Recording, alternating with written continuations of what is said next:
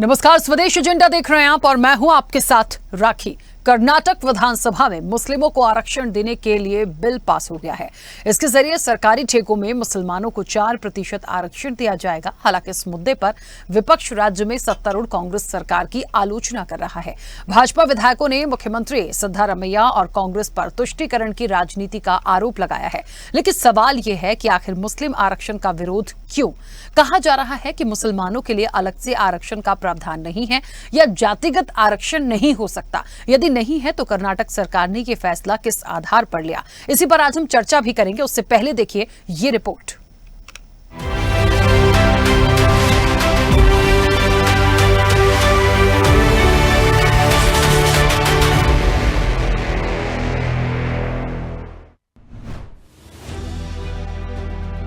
मुस्लिम आरक्षण को लेकर शुरू हुआ घमासान थमने का नाम नहीं ले रहा। डीके शिव कुमार ने हाल ही में कर्नाटक में मुस्लिमों को आरक्षण देने के एक सवाल पर जवाब देते हुए कहा कि अगर जरूरत हुई तो संविधान में बदलाव भी किया जाएगा। इसको लेकर बीजेपी हमलावर है। बीजेपी ने ये मुद्दा संसद में उठाया। संसदीय कार्य मंत्री किरण रिजिजू ने कहा कि कांग्रेस पार्टी मुस्लिम आरक्षण के लिए बाबा साहब के बनाए संविधान को क्यों बदलना चाहती है। संसद के चालू बजट सत्र में संविधान को लेकर बीजेपी ने कांग्रेस को जमकर घेरा है। इस मुद्दे के जरिए बीजेपी अब उस पिच पर बैटिंग कर रही है जिस पर कांग्रेस लोकसभा चुनाव के दौरान से बीजेपी को घेर रही थी। लेकिन कांग्रेस नेता राहुल गांधी का ये संविधान वाला सियासी हथियार अब बीजेपी अपने पाले में लाती दिख रही है। दरअसल ये पूरा विवाद मुसलमानों को कर्नाटक में 4% रिजर्वेशन का रास्ता साफ होने के बाद उठा है, जिसकी लड़ाई अब सदन से संविधान तक पहुंच गई है और इस लड़ाई में पक्ष और विपक्ष में जमकर तकरार देखी जा रही है। बहुत दुख के साथ कहना पड़ता है कि जिस तरीके से कांग्रेस पार्टी बहुत संविधान की रक्षक बनती है, वो संविधान के बारे में जिस तरीके से उन्होंने उसकी धज्जियां उड़ाने का प्रयास किया है। संविधान में डॉक्टर बाबा साहब अंबेडकर ने स्पष्ट लिखा है और कहा है कि रिजर्वेशन धर्म के आधार पर नहीं होगा। Reservation will not be done on the basis of religion. This is an accepted principle of the constitution of India. लेकिन साउथ में कांग्रेस की सरकार में रिजर्वेशन कॉन्ट्रैक्ट में 4% का रिजर्वेशन का पद किया जाता है। कॉन्ट्रैक्ट में the Karnataka government has passed a bill granting 4% of reservation to minorities and in public contracts. ये और इसके साथ साथ जो वहां के डिप्टी चीफ मिनिस्टर हैं, जिसके बारे में Rijiju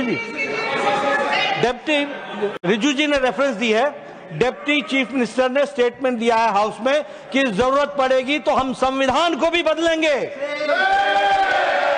this is a very serious matter. और ये लोग बड़े संविधान के रक्षक बनते हैं और ये लोग संविधान की रक्षा करने की बात सारे देश को बताते हैं, ढोल पीटते हैं, वो संविधान की धज्जियां उड़ाते हैं। ये इसके लिए हम लोग should answer this question. One of the senior leader of the Congress party, very responsible Congress leader, who is holding a constitutional post, has made a statement that they are going to change the Constitution of India to provide reservation in contract work to a Muslim community. Now, this statement, we cannot take this statement lightly, because if it was a statement made by any ordinary person, then we can understand, we can reply outside. But since the statement has come from a person who is holding a constitutional position, and in a very clear term, he has stated that Congress party will provide reservation to Muslim community, and for that they will change the Constitution of India. Reservation is extremely serious. It is a matter which we cannot tolerate, and this is assault on the Constitution of India, the Constitution provided by Dr. B.R. Ambedkar. And these people, they are talking about Constitution, they are carrying the photograph of Baba Saheb Ambedkar, but their people officially makes a statement to change the Constitution of India. संविधान बदलने वाले हैं। देश का संविधान जो doctor बाबा साहब अम्बेडकर ने बनाया वो कोई बदल नहीं सकता। रिजर्वेशन की कोई खत्म नहीं कर सकता। और उसकी रक्षा के लिए हम कन्याकुमारी से कश्मीर तक हमने पूरा भारत जोड़ो यात्रा की। ये भारत तोड़ो करने वाले ये सब रिजर्वेशन के मुद्दे उठाने वाले हमने ये कहा कि भारत देश के संविधान को बचाने वाले हम लोग हैं और देखिए, कांग्रेस के असली चेहरे सामने आ गए। राहुल गांधी को जवाब देना पड़ेगा कि राहुल गांधी का हिडन एजेंडा जो पब्लिक में पहले भ्रम फैलाया, संविधान एक फॉल्स संविधान लेकर के आरक्षण के नाम पर, संविधान के नाम पर लोग देश में भ्रम फैलाने का काम किया। लेकिन अब असली चेहरे सामने आ गए हैं। पहले 4% आरक्षण दिया काम में, अब कह रहा है कि संविधान बदलूंगा। लेकिन कान खोल करके राहुल गांधी सुन लें, आप इस्लामिक राष्ट्र बनाने के लिए चले हो, आप संविधान बदलने के लिए चले हो, लेकिन देश का प्रधानमंत्री जब तक नरेंद्र मोदी रहेंगे तब तक कोई माय का लाल पैदा नहीं लिया है जो संविधान बदल करके मुसलमानों को आरक्षण दे, इस्लामिक राष्ट्र बनाने की सोच रखे। कांग्रेस तुष्टीकरण की राजनीति में लगातार विश्वास रखती है। बांटो और राज करो। और राहुल गांधी जी के निर्देशों पर कर्नाटक के कांग्रेस के नेताओं ने जो नाटक किया है वो साफ दिखता है कि मुस्लिम वोट पाने के लिए अब सरकारी ठेकों में भी 4% आरक्षण मुसलमानों को देना, ये अपने आप में कानून के खिलाफ भी है और इसके खामियाजा उनको भुगतना पड़ेगा। बार बार चुनावों में हार खाने के बाद भी कांग्रेस कुछ सीखी नहीं। कर्नाटका सरकार ने अपने बजट में मुसलमानों के लिए 4% आरक्षण की घोषणा की है। अभी तक नौकरी तक समझते थे, अब सरकारी ठेकों में भी रिजर्वेशन हो रहा है और उसमें भी सीधा मुस्लिम्स के लिए 4%। कम्युनल पॉलिटिक्स और वोट बैंक पॉलिटिक्स को एक नया आयाम दिया जा रहा है। देखिए, ये चीजें देखने में छोटी लगती हैं। क्या हुआ, सिर्फ 4% रिजर्वेशन तो दिया है गवर्नमेंट कॉन्ट्रैक्ट में, लेकिन छोटी छोटी चीजें बड़ी बनती हैं। अब देख लीजिए, शाबानो हुआ, शाबानो के बाद 3 तलाक हुआ, बीच में राम जन्मभूमि में मंदिर निर्माण की बात हुई। ये सारी पार्टियां अपोज करती हैं। ओर से हम भाजपा के राष्ट्रीय मंच की ओर से ये बहुत जिम्मेवारी के साथ कहना चाहते हैं, ये सब राहुल गांधी के इशारे पर हो रहा है। The BJP would like to emphasize categorically with some sense of responsibility that this reservation in Karnataka has been extended under full patronage and approval of Rahul Gandhi. Mr. Siddhar Mahia does not have the courage, not the political capital to announce on its own. मुस्लिम आरक्षण पर सियासी बहस जब संविधान तक पहुंची तो DK Shiv Kumar ने सफाई दी। उन्होंने कहा, मैंने कभी नहीं कहा कि मैं संविधान में बदलाव करूंगा। बीजेपी बिना कारण के झूठा प्रचार फैला रही है। मैं उन लोगों के खिलाफ कानूनी कार्रवाई करूंगा जिन्होंने मेरी बातों को गलत तरह से पेश किया है। मैं 36 साल से विधायक हूँ, मुझे भी सामान्य समझ है। ऐसे मामलों में मैं नड्डा जी से अधिक अनुभवी और समझदार राजनीतिज्ञ हूँ, लेकिन बीजेपी जनता को गुमराह कर रही है। Sensible senior politician than Mr. Nadda. I have been in the assembly last 36 years. I have a basic common sense. I have not said that there will be any. I have said casually there will be so many changes after various judgments. Whatever reservation has been given as per the quota of the backward class has been given. I have not said that we are going to change the constitution or not that. Whatever they are quoting is wrong. they are miscarrying it. I am categorically telling that we are a national party. We know what is the constitution, how constitution is built. It is our party. We have brought the constitution to this country, and they are misguiding. I will take a breach of privilege on this. I will fight out a case. They are misquoting me. दरअसल लोकसभा चुनाव के दौरान कांग्रेस ने BJP पर आरोप लगाया था कि अगर बीजेपी सत्ता में आएगी तो वह संविधान को बदल देगी।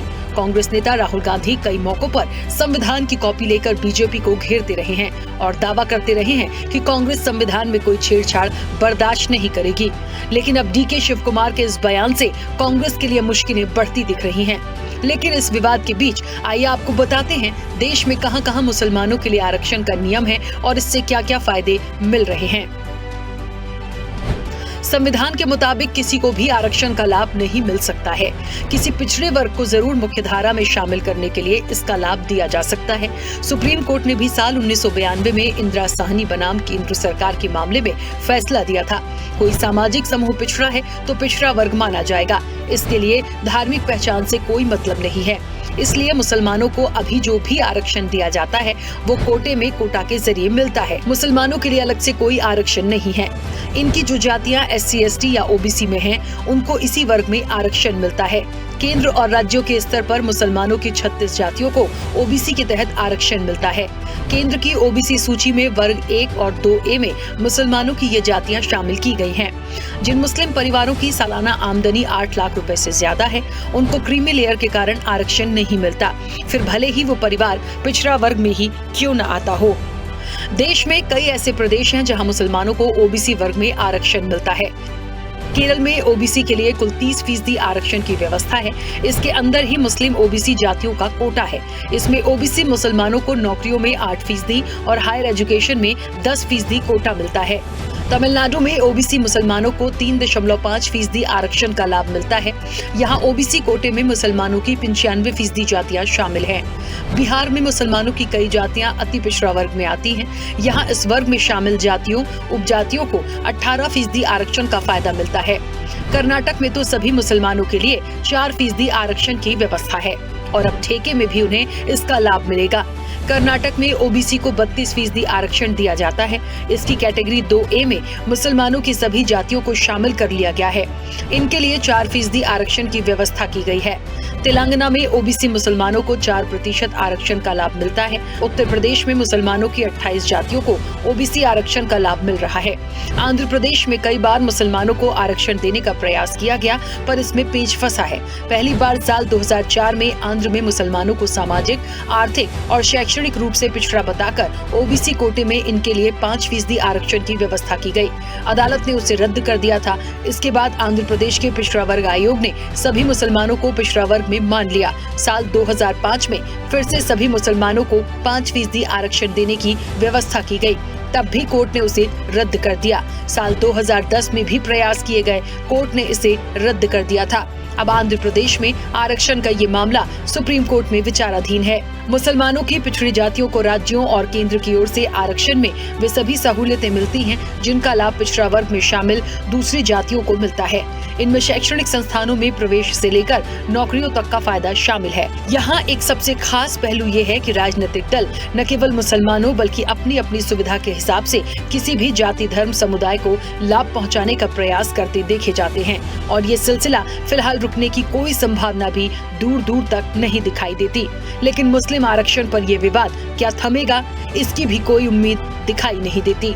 चैनल हेड RP श्रीवास्तव के साथ एग्जीक्यूटिव एडिटर राखी वर्मा की रिपोर्ट।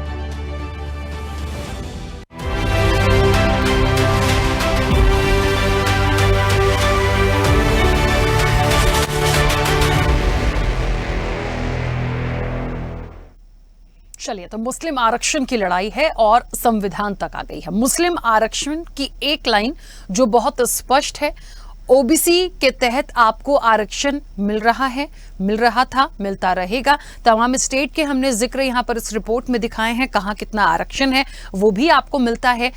बवाल या विवाद इस बात का आया कि कर्नाटक गवर्नमेंट ने जिस तरीके से कहा कि 4% रिजर्वेशन मुस्लिम आरक्षण को लेकर उसका रास्ता साफ किया, यानी कि जो अब ठेके हैं उसमें भी आपको रिजर्वेशन मिलेगा, इसका एक मामला ने तूल पकड़ा। अच्छा, यहां तक बात तो ठीक थी।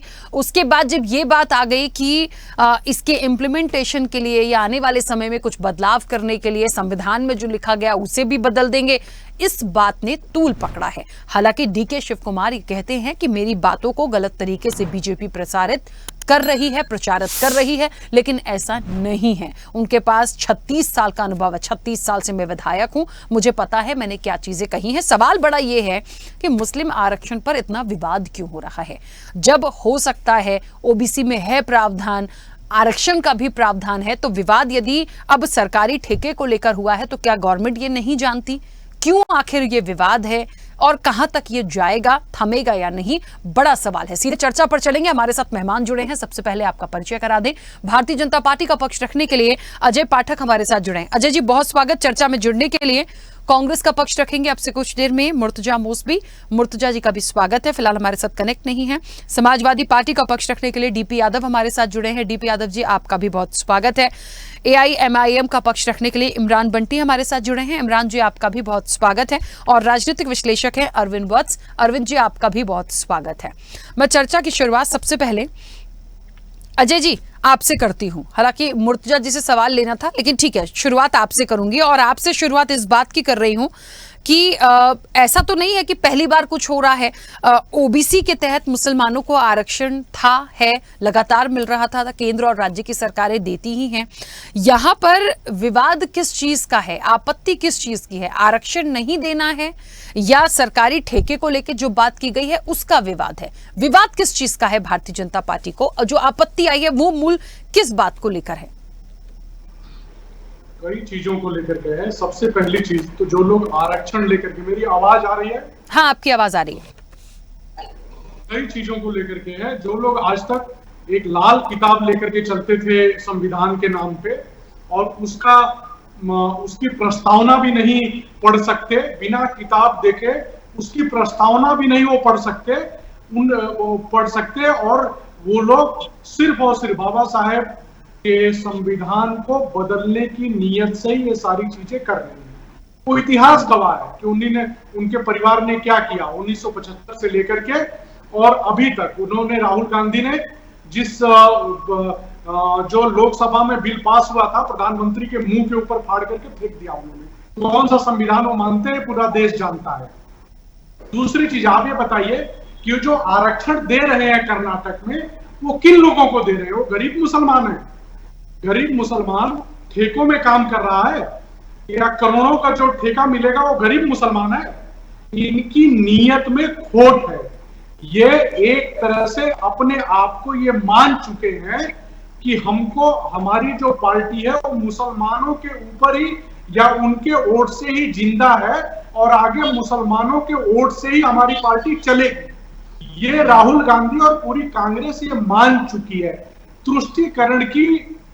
तुष्टीकरण की ये पराकाष्ठा है कि आप 4% का आरक्षण ठेकों में देंगे। अभी तक तो आप रिजर्वेशन ओबीसी का निकाल करके या दलित का निकाल करके देते ही थे और ठेकों में भी आरक्षण देने की प्रथा आप चालू कर रहे हो कि हम एक विशेष समुदाय को, मुस्लिम समुदाय को ठेकों में आरक्षण देंगे। भैया, ये एक जगह की बात नहीं है। डीके शिव कुमार बोलते हैं कि अगर ये कोर्ट में जाएगा तो हम संविधान बदल देंगे। ये मानसिकता है कि जिस दिन हम सत्ता में आएंगे, जैसे हमने सुप्रीम कोर्ट के मामले में, साहबानों के मामले में हमने संविधान को नहीं माना, सुप्रीम कोर्ट के फैसले को पलट दिया। 3 तलाक के मामले में जब मुस्लिम समुदाय एक साथ खड़ा हुआ तो मुस्लिम महिलाओं के साथ कांग्रेस नहीं खड़ा हुई और उसके विरोध में खड़ा हुई। उसी प्रकार से जब हम सत्ता में आएंगे, आप हमको वोट दीजिए, ये इंडिकेशन है।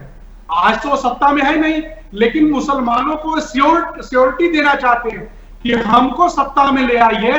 हम सत्ता में आने के बाद आपको, अभी तो 4% रिजर्वेशन दे रहे हैं, ओबीसी और दलितों का पूरा रिजर्वेशन समाप्त करके ये सारा रिजर्वेशन हम मुसलमानों को देंगे, ये उनको ये समझाने और उनको ये इंडिकेशन देने की कोशिश कर रहे हैं। और उसकी शुरुआत उन्होंने डीके शिव कुमार से करवाई है। डीके शिव कुमार अपने आप ये बयान देने की कैपेसिटी में नहीं है विदाउट राहुल गांधी के। अगर वो अपनी कैपेसिटी में बयान दिए हैं तो कांग्रेस पार्टी को उनका इस्तीफा लेना चाहिए, कांग्रेस पार्टी को उनको बाहर करना चाहिए, लेकिन कांग्रेस पार्टी वो नहीं करेगी। कांग्रेस पार्टी इस देश में तुष्टीकरण के लिए जानी जाती है। आप 2004 के बाद का कार्यकाल याद करिए। कांग्रेस के प्रधानमंत्री ने कहा था कि इस देश में संसाधनों पे पहला हक मुसलमानों का है, किसी गरीब का नहीं है, दलित का नहीं है, ओबीसी का नहीं है, किसका है? मुसलमानों का है। इस देश में इसी तरह की तुष्टीकरण की राजनीति कांग्रेस हमेशा से करती रही है और कांग्रेस धीरे धीरे उसी मुस्लिम लीग के लीग पे चल रही है जिस मुस्लिम लीग के साथ इन्होंने केरल में समझौता किया है। और जो मुस्लिम लीग कह रही है वही कांग्रेस कर रही है आज। ठीक है, ठीक है अजय जी, वापस आऊंगी। मुर्तजा जी जुड़े हमारे साथ। चलिए, मुर्तजा जी अभी जुड़े नहीं हैं। इमरान जी मुझे सुन पा रहे हैं? जी, आवाज आ रही है। इमरान जी, मूल प्रश्न जो था वो मैंने उठाया यहां पर, लेकिन जिस तरीके से जो बातें रखी जा रही हैं, जो एक कनेक्शन जोड़ा जा रहा है कि विदाउट कांग्रेस ये सक्सेस नहीं हो सकता, ये बात कांग्रेस की देन है, ये उपज कांग्रेस की देन है, ये कराया जा रहा है किसी वजह से। और सरकारी ठेकों में क्या, कौन है वो सरकारी ठेके वाले? क्या वाकई कोई गरीब तबका है जिन्हें आप 4% आरक्षण की बात कर रहे हैं? क्योंकि वैसे तो कहीं विरोध है नहीं। देखिए, जाति के आधार पर तो कहीं किसी नियम में नहीं है कि आप आरक्षण देंगे, लेकिन बाकी चीजों के अंतर्गत तो जितने भी मुस्लिम्स हैं उनको केंद्र की और राज्य की सरकारें, ओबीसी में आप हैं तो अलग अलग आरक्षण मिल रहा है। फिर ये जो लड़ाई और जो विवाद है जो संविधान तक पहुंच गया, क्या कहेंगे?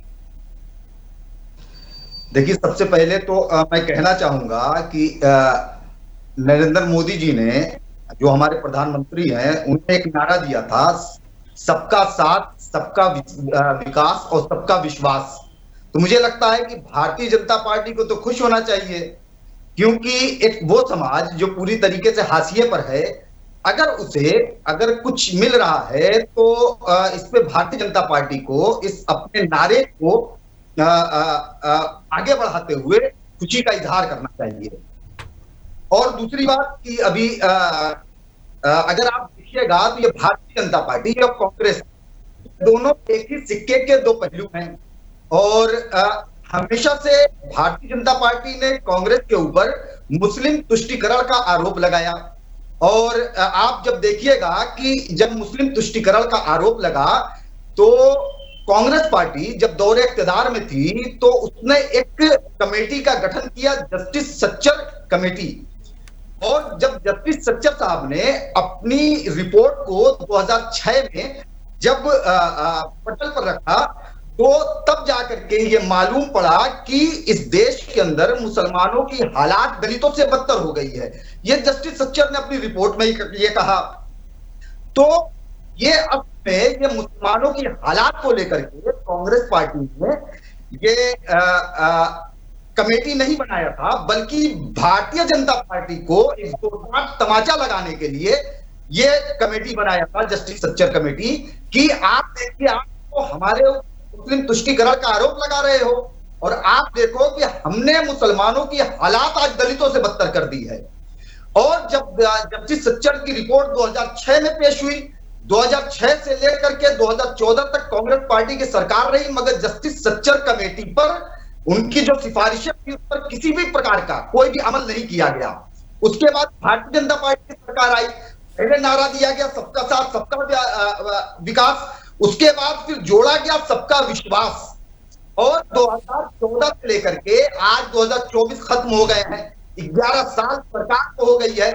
हम भारतीय जनता पार्टी से पूछना चाहते हैं कि आप बताइए कि आपने इस मुल्क के अंदर, जैसे आप बाइज्जत शहरी हैं वैसे इस देश का मुसलमान भी बाइज्जत शहरी है, आप मुसलमानों को लगातार दूसरे दर्जे का शहरी बनाने की कोशिश कर रहे हैं। और अभी हमारे बीजेपी के जो प्रवक्ता जी थे उन्होंने कहा कि कांग्रेस पार्टी दलितों और पिछड़ों का जो आरक्षण समाप्त करके मुसलमानों को देना चाहती है। अगर कांग्रेस पार्टी इतनी अच्छी होती तो 2014 तक कांग्रेस पार्टी इख्तियार में थी, उसने मुसलमानों को क्या दिया? कुछ नहीं दिया।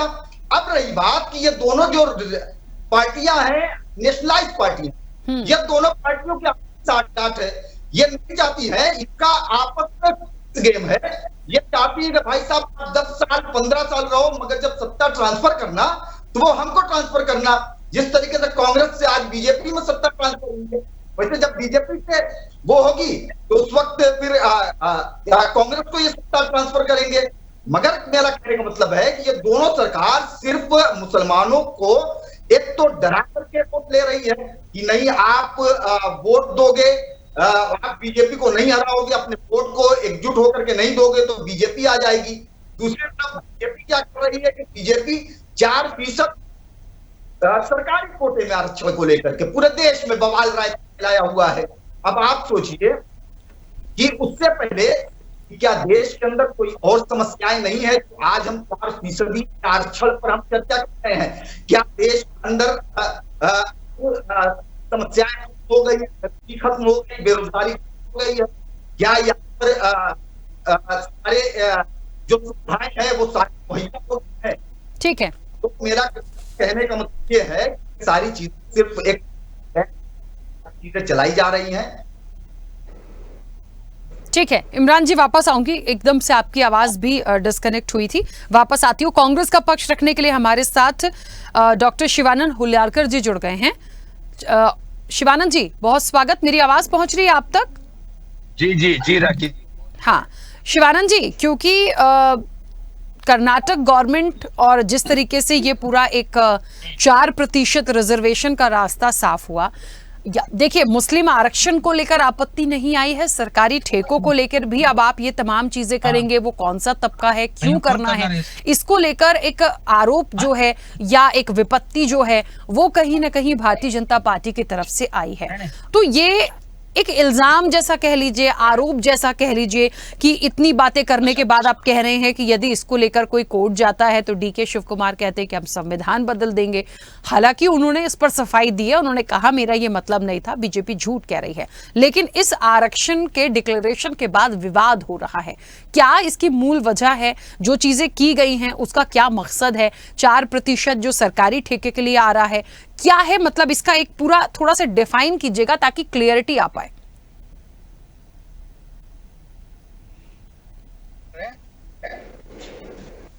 हेलो, हाँ शिवानंद जी, मुझे मेरे प्रश्न को सुनाओ तो प्लीज बोलिएगा।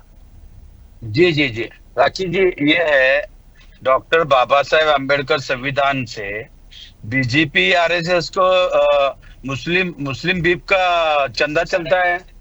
मुस्लिम का अधिकार अगर राइट्स अगर कानून के हिसाब से अगर उस अलग अलग स्टेट में निर्णय लेने का अधिकार है, कर्नाटक गवर्नमेंट हो या कोई भी, या छत्तीसगढ़ हो या राजस्थान हो, जिस कानून से काम हो रहे, कानून के हिसाब से, संविधान के हिसाब से उसका आरक्षण का काम जो भी हुआ है वो कानून देखेगा। इतना बीजेपी को मिर्ची लगाने का क्या जरूरत है? किसी को भी देखिए, आज नागपुर में हिंदू मुस्लिम हो गया, दंगा हो गया, नरेंद्र मोदी जी अभी आ रहे इधर नागपुर में, ऐसा कौन सा काम कर रहे हैं? 10 साल में 10 साल में नरेंद्र मोदी जी प्राइम मिनिस्टर होके बेरोजगार तो चरम पर्च पर है, और उल्टा हिंदू मुस्लिम अरे इधर उधर की क्या चरम पर्च पर नहीं है? युवा युवती को क्या मैसेज दे? गुरु बोल रहे हैं, देखो भगवान नहीं है, अदानी बोलता है, नरेंद्र मोदी सुनते हैं, क्या बात कर रहे हैं? बीजेपी मुस्लिम को करेंगे, कांग्रेस उसका उत्तर ही नहीं दे सकती। अरे क्या नहीं देंगे? ऐसा 10 साल में नरेंद्र मोदी जी कौन सा काम किया? शिवानंद जी ये इस बात के लिए मैं रोकूंगी। शिवानंद जी, ये कर्नाटक में 4% रिजर्वेशन का जो रास्ता साफ हुआ है उसको लेकर चर्चा हो रही है, जो संविधान तक पहुंच गई है, उस पर प्लीज अपनी बात को रखिएगा। देखिए राखी जी, कानून सबके लिए है। कर्नाटक में निर्णय जो लिया है उस निर्णय का हम स्वागत करते हैं, कोई बात नहीं, देख लेंगे क्या होगा आगे। उनका भी हक और अधिकार है। और उल्टा उल्टा मेरे को बोलना है। मैं भी एक लिंगायत समाज से हूँ। लिंगायत समाज का अलग धर्म का मुद्दा तो कितना सालों से पड़ा है। नरेंद्र मोदी जी कुछ भी नहीं कर रहे। अमित शाह जी होम मिनिस्टर को हम मिले हैं, कुछ भी निर्णय नहीं हो रहे। आज धनगर समाज का आरक्षण का नहीं हो रहा है। मुस्लिम समाज का लिए वैसे शिवानंद जी देखिए, ये एक मिनट रुकेगा। शिवानंद जी देखिए, मूल प्रश्न ये है कि जब पता है कि ओबीसी के अंतर्गत सभी मुस्लिमों को भी आरक्षण है, जितनी 36 जातियां उनकी हैं उन सभी को आरक्षण है, केंद्र और राज्य सरकार हमेशा देती हैं, लेकिन सरकारी ठेकों मतलब नौकरी तक तो ठीक है, अब सरकारी ठेकों में भी जिस 4% आरक्षण की बात हो रही है, विरोध उसका हो रहा है। आप कैसे आइडेंटिफाई करेंगे कि वो लोग कैपेबल हैं या नहीं है, वो लोग अमीर हैं, गरीब हैं, उनका क्या एक लेवल है जिन्हें हम इतना % आरक्षण दे रहे हैं? इसका मूल आपत्ति जो आई और वो चली गई संविधान तक। देखिए राखी जी, 4% मेरे को पता है कर्नाटक में सरकार सिद्धरामैया सरकार ने निर्णय लिया है। अभी तो जस्ट चर्चा चल रहे हैं, अभी इम्प्लीमेंट नहीं हुआ है। इम्प्लीमेंट के लिए गवर्नर का सिग्नेचर होता है आगे, और उसमें भी कोर्ट कचहरी बहुत कुछ है। अभी तो निर्णय लिया है, निर्णय का मैं स्वागत करता हूँ। उनका भी हक और अधिकार है, उनको अधिकार मिला है तो अच्छी बात है, कोई बात नहीं। इसमें किसी को इतना मिर्ची लगने का कोई जरूरत नहीं है। तो शिवानंद जी, मतलब बिल पास होने के बाद भी अभी आपको लग रहा है कि कोई चीज होगी? हाँ, थोड़ा प्रॉब्लम्स हो सकता है, क्योंकि हाईकोर्ट है, सुप्रीम कोर्ट है, देख लेंगे। अभी महाराष्ट्र में मराठी समाज का आरक्षण का सुप्रीम कोर्ट भी फाइल फेंक दिया। क्या मतलब है? कुछ टिका ही नहीं है। हाईकोर्ट में भी नहीं टिका है। अभी आगे देखेंगे क्या होता है क्या नहीं है। ठीक है, क्योंकि अभी देखिए CBI, ED, income tax, court, अभी क्या अभी एक सुप्रीम कोर्ट जज के बंगले में क्या मिला है, सबको आपके मीडिया के माध्यम से पता हो रहा है। लेकिन जिस तरह से हो रहे हैं अच्छा नहीं हो रहे हैं। ठीक है, चलिए वापस आऊंगी। डीपी यादव जी सुन पा रहे हैं मुझे? जी मैं सुन पा रहा हूं, आपको आवाज आ रही है मेरी? हाँ, डीपी यादव जी सबसे पहले तो इस पर अपनी प्रतिक्रिया दीजिए। रिजर्वेशन का मुद्दा, और यहाँ तो मुस्लिम रिजर्वेशन की मैं बात करूं खासतौर पर, जो विवाद आया है, जो संविधान तक पहुंच गया, प्लीज उस पर पहले अपनी बात रखिए। जी राखी जी नमस्कार, जय संविधान जय लोकतंत्र। देखिए राखी जी, संविधान को लेकर के मुझे कहना पड़ रहा है, न तो भारतीय जनता पार्टी की नीयत साफ है और न ही कांग्रेस की नीयत साफ है। देखिए, जब काका कालेलकर आयोग बना था आजादी के बाद से, तो उसमें जितनी बातें कही गई थी उसको भारतीय जनता पार्टी की, कांग्रेस की उस समय सरकार थी, लेकिन कांग्रेस की सरकार ने उसको डिनाई कर दिया। उसमें कुछ खामियां भी थी। मुस्लिम की जो पिछड़ी जातियां थी, काका कालेलकर आयोग में नहीं शामिल थी, तो वो कहीं से भी किसी तरह से भी वो लागू नहीं हो पाया उस समय। उसके बाद सन 1978 में केंद्र में जनता पार्टी की सरकार बनी मोरारजी देसाई के नेतृत्व में, और उन्होंने बीपी मंडल के नेतृत्व में एक पिछड़ा वर्ग, जो द्वितीय पिछड़ा वर्ग आयोग था, उसका गठन किया। और उसने तमाम देश में जो है पिछड़े जो समुदाय थे, जातियों के आधार पर नहीं था वो, यहाँ पर लोगों को गलतफहमी हो जाता था।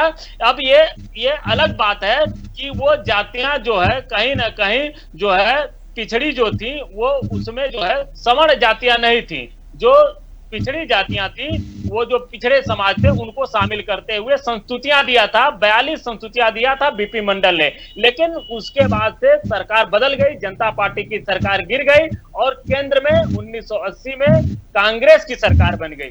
10 साल कांग्रेस की सरकार ने उस बीपी मंडल आयोग की रिपोर्ट को कहीं ना कहीं कूड़ेदान में रखा हुआ था और उसको लागू नहीं होने दिया। उसके बाद जब 1990 में केंद्र में जब सरकार बनी थी भारतीय जनता, हेलो, हाँ बोलिए डीपी यादव जी, सुन पा रही हूं मैं।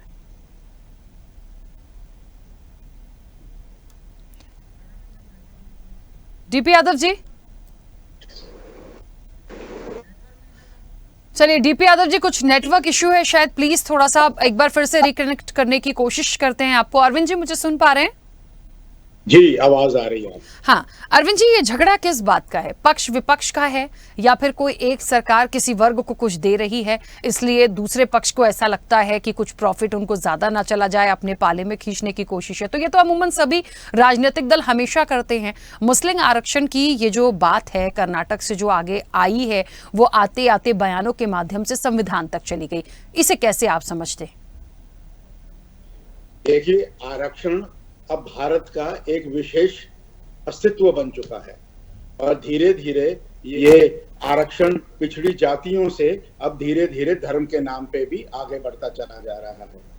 होना ये चाहिए था कि 75 वर्ष के बाद आरक्षण से ऊपर उठ के ये देश प्रगति करता, लेकिन सच्चाई यही है कि चलना अब आरक्षण ही है। भले वो भाजपा हो, भले वो कांग्रेस हो या बाकी राजनीतिक दल हो, सब आरक्षण की बात ही करते हैं, बाकी सब आरक्षण की ही बात। अब आ रही है आवाज? हाँ आ रही है, बोलिए।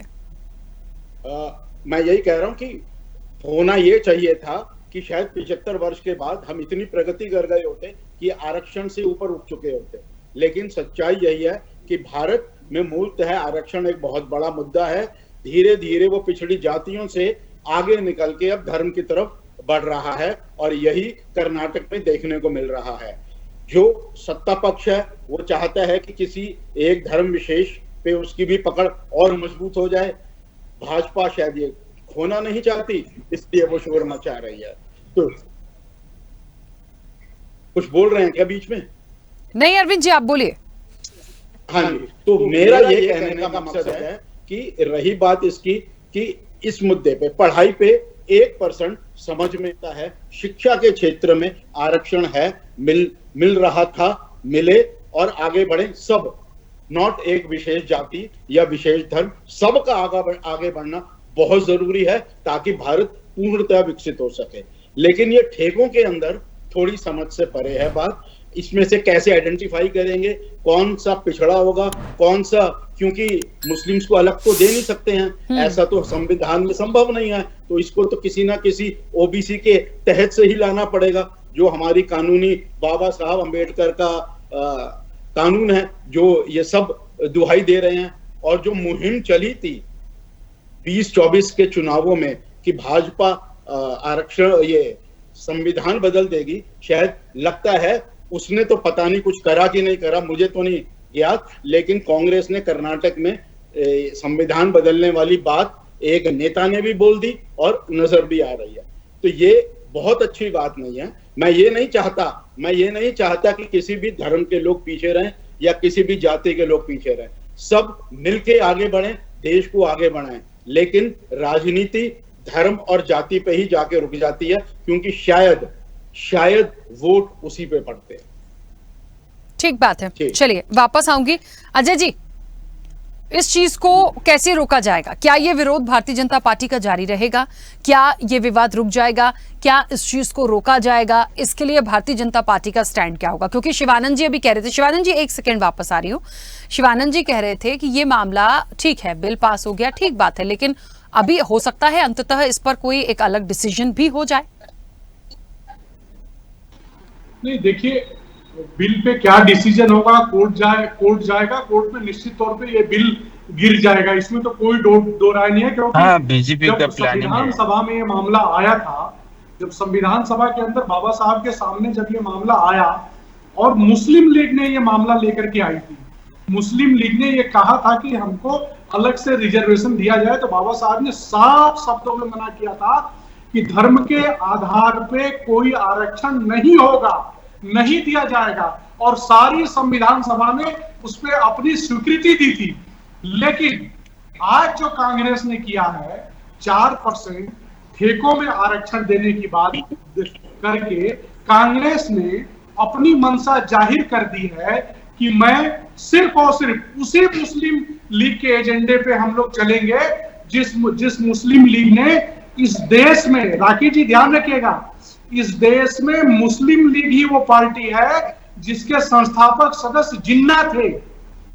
जिन्ना ने जिस मुस्लिम लीग की स्थापना की थी, उन्होंने ही ये सारी चीजें करवाई और उसी जिन्ना के पद चिन्हों पे कांग्रेस चलने का आज काम कर रही है। कांग्रेस की मंशा इस देश में बहुत ही खतरनाक है। आप ये सोचिए, आज तो ये 4% आरक्षण की बात कर रहे हैं, कल को कहां ये बात करेंगे। और किन, मैंने जो प्रश्न उठाया उसका जवाब नहीं दिया कि ये जिनको आप ठेकों में आरक्षण देने की बात कर रहे हैं, वो गरीब मुसलमान है क्या?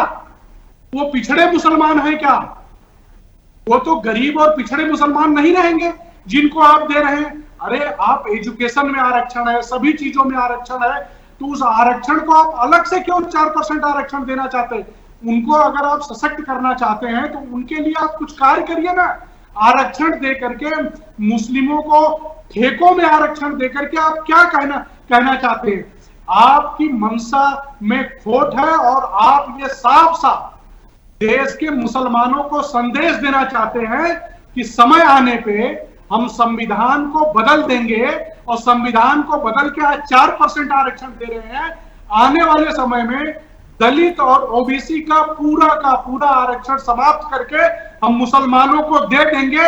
ये आपकी मंशा है, क्योंकि आप सत्ता से जब बाहर होते हो, राखी जी, कांग्रेस जब सत्ता से बाहर होती है तो तड़पने लगती है। उसी तड़पन में कांग्रेस सारी चीजें कर रही है। कांग्रेस इस देश में जातियों में पहले विभाजित की, अभी धर्म के नाम पे विभाजित कर रही है। कांग्रेस का यही एजेंडा है। कांग्रेस जिन्ना वाली जो सोच है उसी को उनके राहुल गांधी आगे बढ़ा रहे हैं। ठीक है शिवानंद जी, ये आरोप यहाँ पे भी लगा, ये आरोप वैसे भी लगा है, और यही कहा जा रहा है। आज रविशंकर प्रसाद ने भी ये बात कही है कि बीजेपी ने उन सबकी ये मांग है कि ये सब कुछ राहुल गांधी के इशारों पर हो रहा है, नहीं तो सिद्धारमैया नहीं इस तरह की बातें वो करते। सब राहुल गांधी के इशारों पर चल रही है, ये इस तरह के आरक्षण, ये इस तरह से मुस्लिमों को बढ़ावा, सब चीजें। बीजेपी के पास कुछ नहीं है, गोडसे और गोलवलकर और हेगड़ेवार बिना कुछ नहीं है। इनका महात्मा गांधी जी का हत्या जो किया है वो आतंकवादी है। गोडसे के विचारवादी लोगों को हम कभी भी संविधान बदलेंगे ऐसा कभी नहीं बोला। ये बीजेपी वाले का धर्म में बांटने का धंधा, बिजनेस खोला है।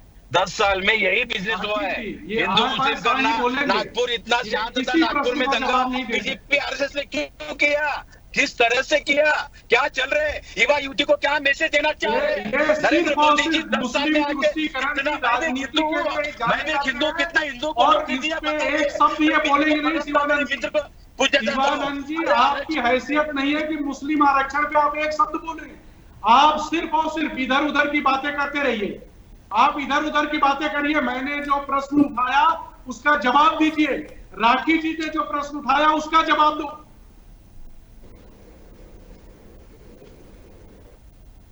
शिवानंद जी,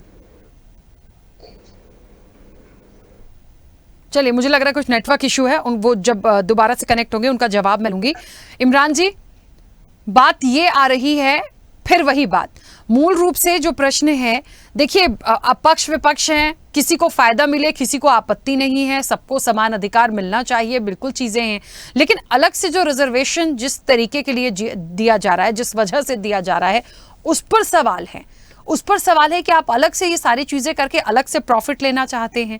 तो ये जो मानसिकता है, इसको बदलने की बात हो रही है।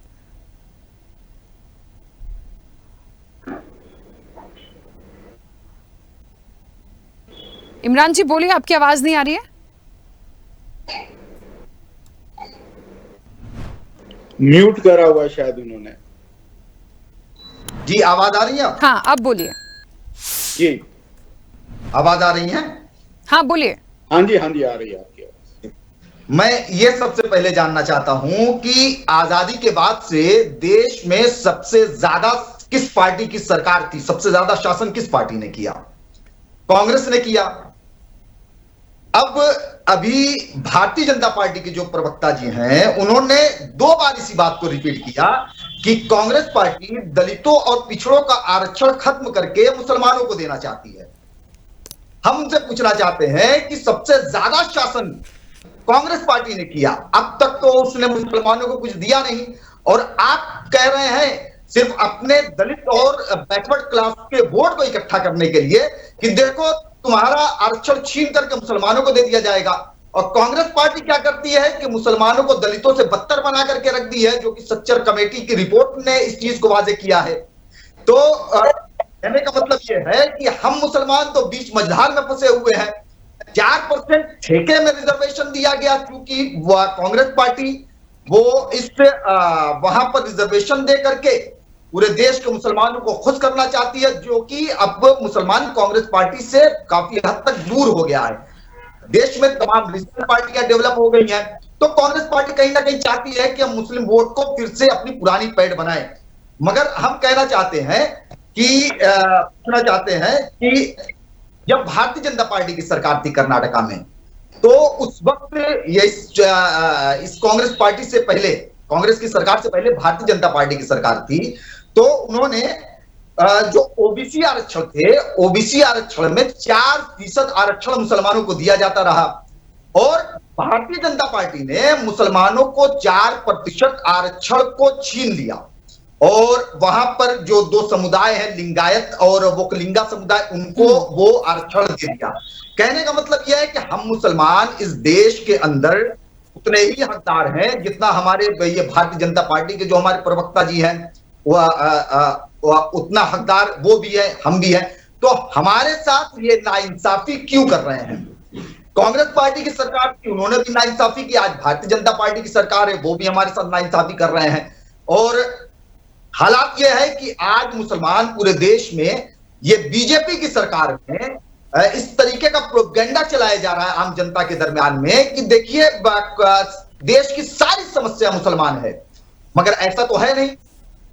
मैं सिर्फ ये कहना चाहता हूं कि आज तक चाहे कांग्रेस पार्टी रही हो, उसने भी मुस्लिम समाज को कुछ नहीं दिया, और ये तो जो ठेकेदारी में 4% जो रिजर्वेशन है, ये तो एक पॉलिटिकल स्टंट है जिससे वो देश के मुसलमानों को साधना चाहते हैं, इससे ज्यादा कुछ नहीं है। चलिए, मतलब आप इसका स्वागत कर रहे हैं कि विरोध कर रहे हैं? सर मुझे ये बताइए, मतलब एक तरफ तो बीजेपी के लिए भी आपने कह दिया, दूसरी तरफ आपने कांग्रेस के लिए भी कह दिया, तो कुल मिला के ये जो बात आई है, इसका समर्थन कर रहे हैं कि विरोध कर रहे हैं? मैं समझ नहीं पाई।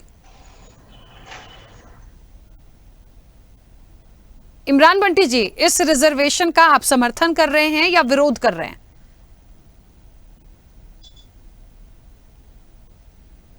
मुझे सुन पा रहे हैं? चलिए, इमरान बंटी जी नहीं सुन पा रहे हैं, शायद आंसर। हाँ, जल्दी से बोलिएगा शिवानंद जी, उस वक्त आपकी आवाज पता नहीं क्यों शायद डिस्कनेक्ट हो गई थी। नहीं, मोबाइल मेरा स्विच ऑफ हुआ। अच्छा राखी जी, देखो आरक्षण उन्होंने कोई नौकरी के लिए आरक्षण नहीं दिया है, कुछ टेंडर या कुछ भी अगर दिया है, अभी बहुत कुछ है उसमें। और संविधान को, या बीजेपी हो या कांग्रेस हो, कोई भी संविधान को धक्का नहीं लगाएगा। संविधान कभी बदलेगा नहीं, ना बदलेगा भी नहीं।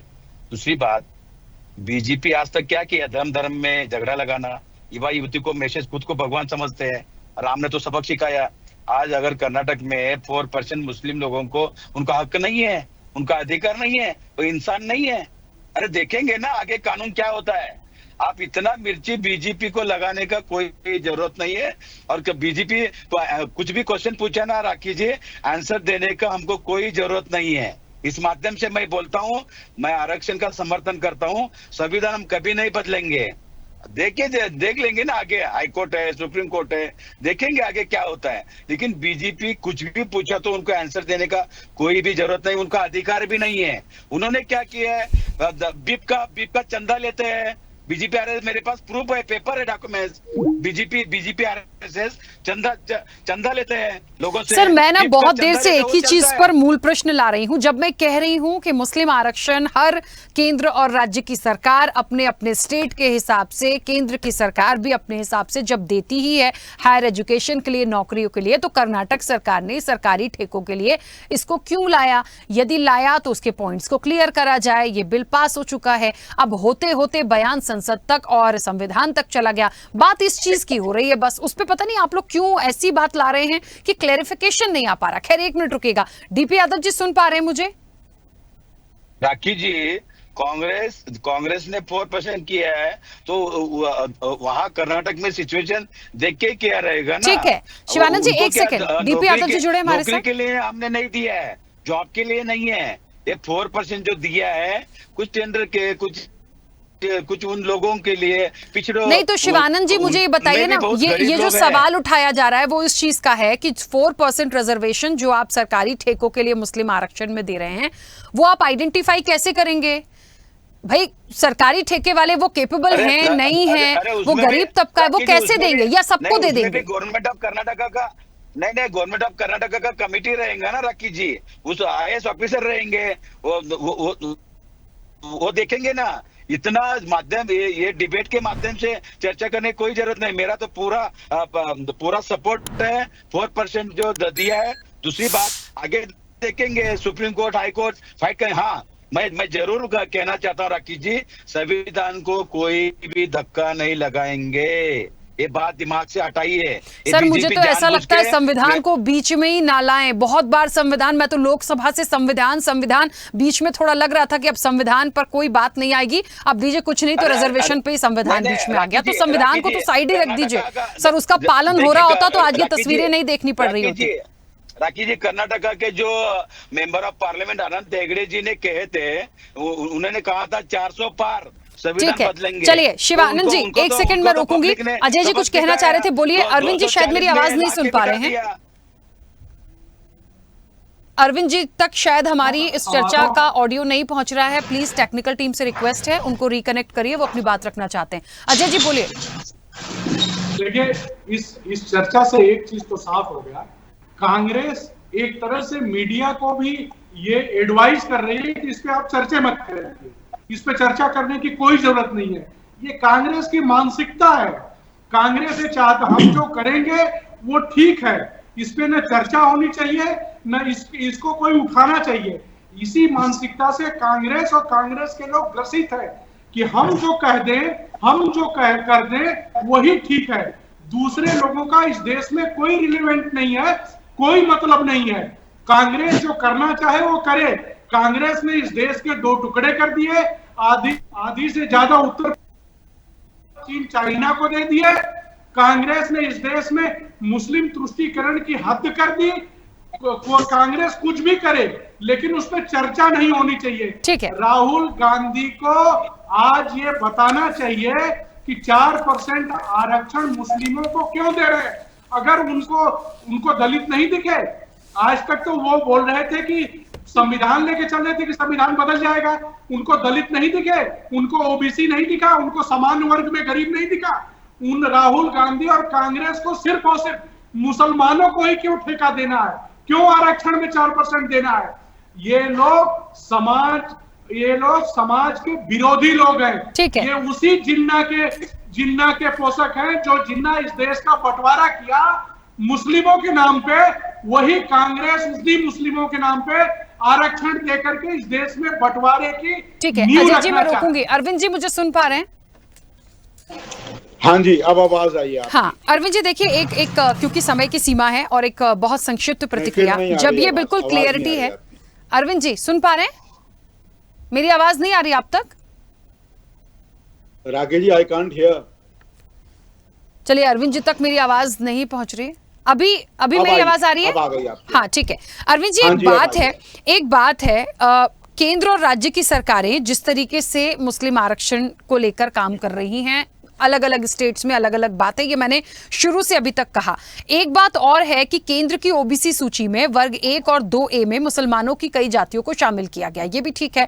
अच्छा, जो क्रीमी लेयर है उसमें आरक्षण नहीं है, भले ही वो परिवार कितना ही पिछड़ा हो। ये मुस्लिम परिवारों के लिए यदि उनकी सालाना आमदनी 8 लाख रुपए से ज्यादा है तो उनको कोई भी आरक्षण नहीं है, ये बिल्कुल क्लियरिटी के साथ है। अब क्योंकि कर्नाटक का ये जो केस आया, ये सरकारी ठेके के लिए आया, मुझे लगता है जो आप कर्नाटक में रिजर्वेशन दे रहे हैं उसका विरोध नहीं है। आप 4% जो सरकारी ठेके को लेकर दे रहे हैं, विरोध उस बात का आ रहा है। इसको क्लियर करना है। जो आप कह रही हैं वो ही असली बात है, उसको क्लियर। लेकिन कांग्रेस कह रही है कि आप लोग वेट करिए, अभी बिल पास हुआ है, चीजें आगे जाएंगी, वर्कआउट हो जाएगा। भारतीय जनता पार्टी को मिर्ची क्यों लग रही है? सवाल ये पक्ष विपक्ष यहां इस चीज को ऐसे लेकर जा रहे हैं, लेकिन इस चीज को कोई नहीं बता रहा कि इसको लाने का मकसद क्या।